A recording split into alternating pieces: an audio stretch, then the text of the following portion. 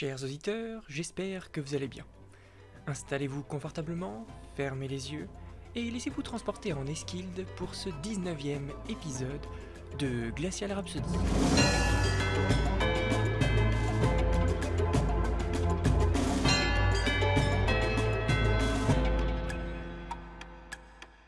« 22e jour, après-midi. Alors que la journée était bien avancée, Alfred terminait de lire le journal de bord d'Anna Eskildottir. Il était stupéfait par cette découverte. D'abord, elle pouvait donner de plus amples explications sur la mystérieuse bataille des Quatre Vents. Cet événement, qu'Alfred avait étudié juste avant son départ pour l'Esquilde, prenait désormais tout son sens. Par ailleurs, il était très probable qu'Anna Eskildottir et son équipage soient les fameuses personnes fondatrices du peuple esquilmo dont avait parlé la vieille Tybille de Resquilde quelques jours plus tôt. Alfred conserva le journal et continua son exploration du navire. Il avança dans d'autres pièces du bâtiment. Si là encore tout était en désordre, il ne fit la découverte d'aucun cadavre.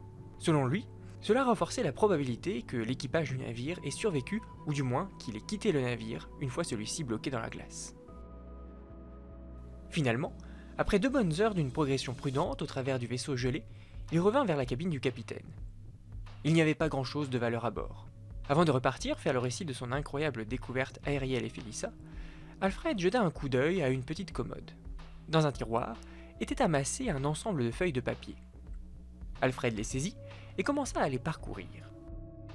Il s'agissait d'une liste d'objets.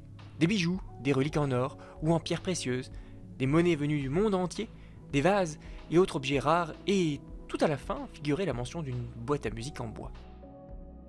Alfred fut interpellé par la présence de cet objet si banal au milieu de toutes ces richesses. Là où tous les autres objets étaient assortis d'une description de leurs matériaux précieux, celui-ci portait juste la mention 3e clé de ST. Qu'est-ce que cela pouvait-il signifier ? Balamir ne put s'empêcher de penser que cette liste devait être celle du trésor d'Anna Eskildottir, dont une partie avait été laissée sur une île tropicale. Mais alors, qu'est-ce que cette boîte à musique pouvait cacher pour être considérée comme une pièce d'un trésor inestimable ? L'explorateur Mandelsia remonta prudemment vers le campement de fortune où s'étaient installés Ariel et Félissa. Celles-ci avaient organisé leurs affaires autour d'un petit feu. Tout autour, les Olictionnes dormaient. « Ah, vous voilà enfin, Alfred. Nous commencions à nous inquiéter, » fit Félissa. « Vous n'en croirez jamais vos oreilles. J'ai fait une découverte sensationnelle. » Intrigué, Ariel répondit.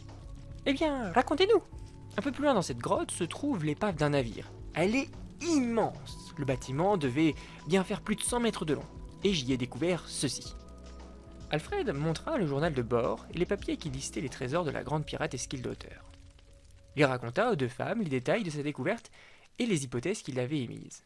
« Voyez, Ariel, cela concorde avec ce que votre grand-mère a raconté l'autre jour. » « Qu'a-t-elle dit ?»« Oh, une petite phrase sans grande importance prise comme ça. Lorsque je l'ai interrogée sur la capacité des Esquimaux à parler d'Eltan, elle m'a répondu que seuls les descendants de la fondatrice de votre communauté avaient gardé ce parler. Voilà qui fait sens, si l'on admet que cette descendante est Anna Eskildottir et son équipage. »« Cela fait sens, en effet.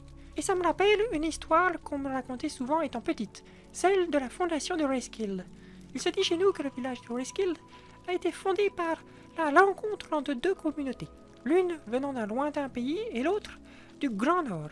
Lors de leur première rencontre, ils firent la fête et bâtirent ensuite le village de Resquilde sur le lieu de cette fête. Je crois qu'on raconte cette histoire aux enfants pour leur apprendre l'ouverture sur les autres. Quand on voit le résultat ensuite, ça l'interroge. » Dans tous les cas, cette histoire ne va pas à l'encontre de notre hypothèse. Cette communauté, venue d'un lointain pays, peut très bien être l'équipage d'Anna Eskildottir. « Et cette fameuse liste ?» questionna Ariel. « Que contient-elle » ? Beaucoup de choses, toutes plus merveilleuses les unes que les autres. Un objet a cependant attiré mon attention, une boîte à musique en bois. En quoi est-ce étonnant ? Eh bien, au milieu de toutes ces richesses, un objet aussi banal fait un peu tâche. Il doit donc avoir une valeur cachée, ou au moins une valeur sentimentale. Vous vous concentrez vite sur ce genre de détails, constata Ariel. Fâcheuse habitude, que voulez-vous. Voilà plus de 10 ans que j'explore la Mandelsie et le monde en quête moi-même d'un trésor perdu. Alfred s'arrêta. Une idée avait jailli subitement dans son esprit. Il arracha la liste du trésor d'Anna Eskildottir des mains d'Ariel et la reparcourut à toute vitesse jusqu'à la mention de la fameuse boîte à musique. ST, se pourrait... Non, la coïncidence serait trop improbable. Qu'y a-t-il, Alfred? Questionna Ariel, intrigué par l'état d'excitation du jeune homme. Alfred tenta de se calmer. Comme je vous le disais, je suis moi aussi à la recherche d'un trésor depuis une dizaine d'années. Plus précisément, je recherche une ville qui devait être en son temps l'une des plus grandes du monde. Elle n'est mentionnée dans aucun ouvrage, comme si elle avait été effacée de l'histoire. Pour autant, son évocation se retrouve sur de nombreux objets antiques ou dans des légendes. Elle porte divers noms, mais le plus commun qui lui est attribué est Sanim Tiret. S-T. Exactement ce qu'il y a écrit sur cette liste. Vous voulez dire que cet objet viendrait de cette cité? Non, je ne pense pas. Vu ce qu'il y a décrit à côté, je dirais plutôt que c'est l'une des clés pour la trouver, ou du moins attester de son existence passée. Oui, ou bien est-ce un canular des gens de cette époque? Opposa Félissa, qui ne portait que peu de crédit à ce genre d'histoire. En attendant, les amis, nous sommes toujours bloqués dans cette grotte. En effet, et ce malgré cette découverte, la situation de nos trois comparses ne s'était pas améliorée. Félissa poursuivit. J'ai bien peur que vos trouvailles ne nous soient d'aucune utilité pour sortir de ce bourbier. Voyez, nos différents appareils continuent de tomber en rade. Après leur GPS, c'était leur dispositif de communication et la mini-station météo qui ne fonctionnaient désormais plus. La grisaille ambiante empêchait de recharger les appareils grâce aux panneaux solaires portatifs que nos explorateurs avaient embarqués avec eux. Alfred revint un peu à la réalité. Quelles étaient les dernières prévisions météo que vous avez pu faire, Félissa? Rien de bien fameux. La dépression qui est actuellement sur nous devrait continuer à être active pendant plusieurs jours, apportant son lot de neige et parfois de pluie. Sans compter que sans GPS, c'est tout bonnement du suicide de s'aventurer dehors. Nous n'avons pas d'autre choix que de rester ici pour le moment, conclut Alfred.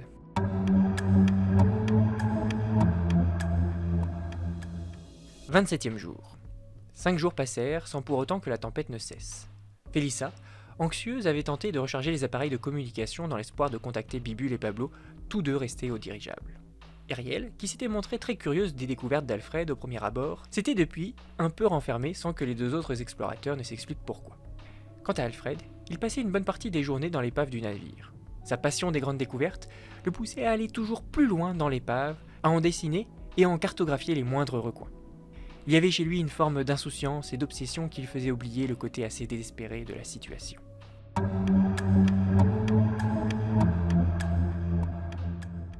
32e jour. Voilà maintenant 10 jours qu'Ariel, Félissa et Alfred étaient coincés dans cette caverne. La météo ne s'était pas arrangée. Sortir par ce temps, c'était prendre le risque de se perdre, de gaspiller leurs forces et celles de leurs Zolithion. Rester, c'était tout miser sur une accalmie de la météo. Mais quand surviendrait-elle ?